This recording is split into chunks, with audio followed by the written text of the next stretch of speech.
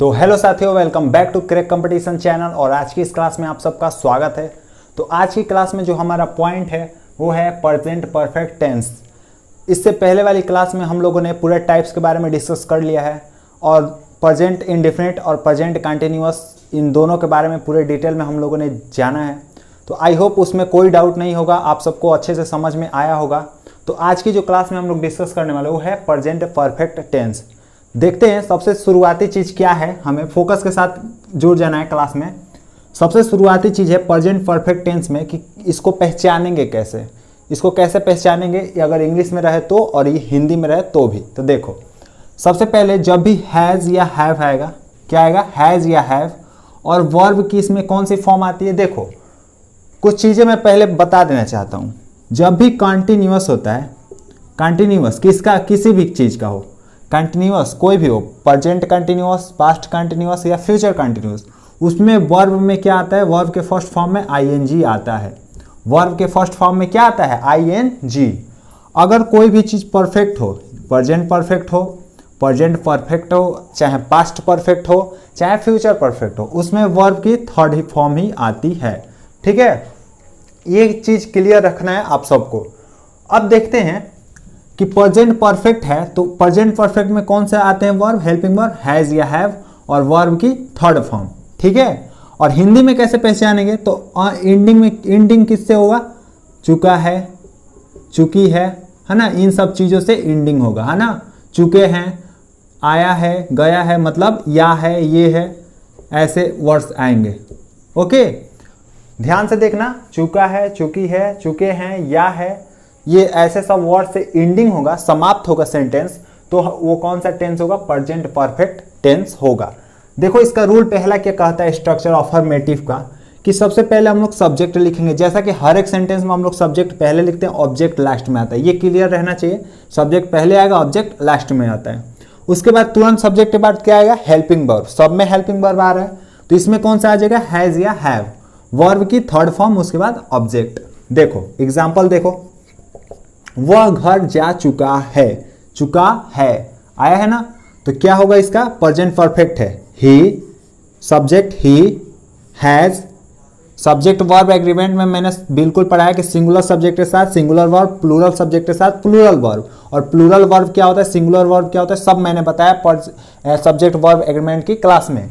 तो देखो ही, हैज, और जाना मतलब गो होता है, गो होता है, गो, वेंट, गॉन। ठीक है, थर्ड फॉर्म कौन क्या होता है, गॉन होता है। तो यहाँ पे जाना की इंग्लिश क्या हो जाएगा, गो, और यहाँ पे हो क्या जाएगा, गॉन हो जाएगा। To house, he has gone to house. देखते हैं निगेटिव में क्या होता है। निगेटिव सेंटेंस जब रहेगा तो पहले सब्जेक्ट, उसके बाद हेल्पिंग वर्ब हैज या हैव, उसके बाद नॉट का यूज कर देंगे, उसके बाद वर्ब की थर्ड फॉर्म एंड ऑब्जेक्ट। देखो वह स्कूल नहीं आया है, आया है, या है, या गया है, खाया है, पिया, ये सब प्रेजेंट परफेक्ट में आएंगे। तो कैसे बनेगा, he has not, he subject has not, उसके बाद वर्ब की third form gone to school, क्या हो जाएगा, गॉन टू स्कूल। तो इस तरह से हमारा निगेटिव सेंटेंस भी क्लियर हो जाएगा। बढ़ते हैं इंट्रोगेटिव पे। तो देखो इंट्रोगेटिव एंड WH इंट्रोगेटिव दोनों ही जितने भी प्रेजेंट परफेक्ट में इंट्रोगेटिव निगेटिव हो या प्रेजेंट कंटिन्यूअस में, सबको उसी एक ही स्ट्रक्चर है, बस हेल्पिंग वर्ब जो आएगा वही यूज होगा, या प्रेजेंट कंटिन्यूअस हो कुछ भी। देखो हेल्पिंग वर्ब पहले आ जाता है इंट्रोगेटिव में, तो हेल्पिंग वर्ब क्या होता है प्रेजेंट परफेक्ट में, हैज या हैव, तो वो पहले आ जाएगा। उसके बाद तुरंत ही सब्जेक्ट आ जाएगा, उसके बाद वर्ब की थर्ड फॉर्म एंड फिर ऑब्जेक्ट हो जाएगा। वैसे ही WH इंट्रोगेटिव में देखो पहले WH वर्ड आता है, प्रेजेंट कंटिन्यूअस में भी, प्रेजेंट इंडिफिनिट में भी WH वर्ड आ रहा था, उसके बाद तुरंत हेल्पिंग वर्ब आ रहा था, उसके बाद सब्जेक्ट, उसके बाद वर्ब की थर्ड फॉर्म एंड ऑब्जेक्ट। तो इस तरह से हमारा क्या हो जाएगा, प्रेजेंट परफेक्ट टेंस पूरा क्लियर हो जाएगा। ओके, तो आई होप इसमें कोई डाउट नहीं होगा, ये पूरा अच्छे से समझ में आया होगा। क्वेश्चन से भी हम लोग इसको पूरे अच्छे से डिटेल में जानेंगे, क्वेश्चन जब लगाएंगे तो ये पूरा क्लियर हो जाएगा। ठीक है, तो अब बढ़ते हैं इसके अगले टाइप पे जो फोर्थ नंबर का है, प्रेजेंट परफेक्ट कंटिन्यूअस टेंस। तो देखो प्रेजेंट परफेक्ट कंटिन्यूअस टेंस क्या होता है। सबसे पहली बात जो हम लोग जानने वाले हैं वो जानेंगे कि इसको पहचानेंगे कैसे। तो देखो प्रेजेंट परफेक्ट कंटिन्यूअस, इसी में इसकी पहचान है। जैसे आप लोग प्रेजेंट परफेक्ट समझते हो और प्रेजेंट कंटिन्यूअस टेंस समझते हो, उसी से मिलके ये बना है प्रेजेंट परफेक्ट कंटिन्यूअस टेंस। उसी का सब कुछ रूल इसमें फॉलो होगा, ध्यान से बस देखना है। देखो प्रेजेंट परफेक्ट में जो हेल्पिंग वर्ब आ रहा था वो क्या आ रहा था, रिवाइज करो, हैज या हैव। तो हेल्पिंग वर्ब इसमें भी क्या आएगा, हैज या हैव। उसके साथ बस क्या जुड़ जाएगा, एक नया वर्ड जो है बीन, है ना। प्रेजेंट परफेक्ट कंटिन्यूअस टेंस में हैज हैव के साथ बीन भी आएगा। Clear, okay. और जो इसमें वर्ब है, वर्ब क्या है, कंटिन्यूअस के तौर पे आएगा। मतलब कंटिन्यूअस में वर्ब कैसा आता है, वर्ब में आईएनजी, मैंने पहले ही बताया था। तो देखो हेल्पिंग वर्ब जो है इसके अकॉर्डिंग आता है और मेन वर्ब जो है इसके अकॉर्डिंग आता है, मतलब इसके बेस पे और ये इसके बेस पे। प्रेजेंट परफेक्ट देखो हैज या हैव, उसके साथ बीन, और जो कंटिन्यूअस है उसके साथ मतलब वर्ब में क्या, आईएनजी। ठीक है, आईएनजी लग जाएगा। अब देखो इसको पहचानोगे कैसे, तो सिंपल बात है, इसमें भी रहा है अंत में आएगा, रही है आएगा। ठीक है, यही सब आएंगे, रहे हैं। ठीक है, उसके साथ साथ क्या आ जाएगा, टाइम आ जाएगा, समय दिया रहेगा। क्या दिया रहेगा, समय आएगा, यही रहा है रही है, बस उसके साथ समय दिया रहेगा। जैसे मंडे से कर रहा है, सोमवार से कर रहा है, या 2 दिनों से कर रहा है, 4 दिनों से कर रहा है, 1 साल से कोई काम कर रहा है, ये सब दिया रहेगा। तो हमारा प्रेजेंट परफेक्ट कंटिन्यूअस टेंस हो जाएगा। ऐसे हम लोग पहचानेंगे। अब देखो इसके रूल को, इसके स्ट्रक्चर को बिल्कुल फोकस के साथ समझते चलना, सब एक दूसरे से रिलेटेड है। देखो सबसे पहली बात, सब्जेक्ट आता है, पहले पॉइंट पे सब्जेक्ट आता है, सब्जेक्ट रख दो। उसके बाद क्या आता है, हेल्पिंग वर्ब आता है। हर टेंस में हेल्पिंग वर्ब सब्जेक्ट के बाद आ रहा है, तो हेल्पिंग वर्ब लिख दिए। क्लियर, जैसा कि मैंने बताया हेल्पिंग वर्ब के साथ बीन एक नया वर्ड जुट जाता है, तो नया वर्ड जुट गया। वर्ब कैसा आता है, आईएनजी फॉर्म में, उसके बाद ऑब्जेक्ट। क्लियर, अब जो लास्ट मैंने बोला कि यहाँ इसमें टाइम का भी जिक्र होता है, तो टाइम के लिए सिंस या फॉर का यूज करके टाइम को हम लोग लिख देते हैं। अब देखो एक डाउट आपके मन में आ रहा होगा और आज तक मतलब इसमें डाउट भी होगा, तो आज क्लियर हो जाने वाला है कि सिंस किसके साथ आता है, फॉर किसके साथ आएगा। बहुत जगह पढ़े होगा कि डिफिनिट टाइम रहेगा तो सिंस आएगा, इनडिफिनिट रहेगा तो फॉर आएगा, तो इससे समझ में नहीं आया होगा आप सबको। लेकिन आज मैं एक ऐसा चीज बनाऊंगा, ऐसा ट्रिक बताऊंगा जिससे आपको कभी भी डाउट इसमें नहीं होगा। बने रहना लास्ट तक क्लास में। देखो एग्जांपल्स पे चलते हैं। वह 2 दिन से स्कूल जा रहा है। वह 2 दिन से, देखो टाइम का जिक्र हुआ है, वह 2 दिन से स्कूल जा रहा है और टाइम का भी जिक्र हुआ है। तो ये हमारा कौन सा टेंस हो गया, प्रेजेंट परफेक्ट कंटिन्यूअस। देखो ही हैज बीन, जैसा कि स्ट्रक्चर से हम लोग चल रहे हैं। उसके बाद गो में क्या लगाएंगे, ING, तो गोइंग हो जाएगा टू स्कूल।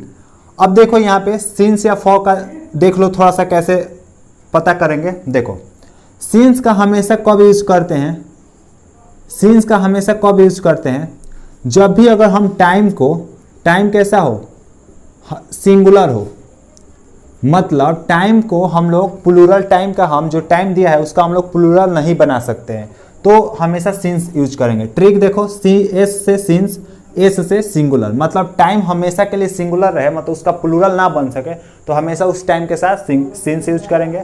और फॉर किसके साथ यूज करेंगे, जिसके साथ प्लूरल टाइम, मतलब प्लूरल बन सके, जिस टाइम का प्लूरल बन सके। जैसे देखो यहाँ 2 दिन है तो ये प्लूरल हो गया, 1 दिन भी हो सकता है, 4 दिन भी हो सकता है, सिंगुलर भी हो सकता है। तो इसके साथ क्या है, फॉर 2 डेज। देखो यहाँ पे प्लूरल है ना, डेज, तो ये इसके साथ क्या आएगा, फॉर 2 डेज।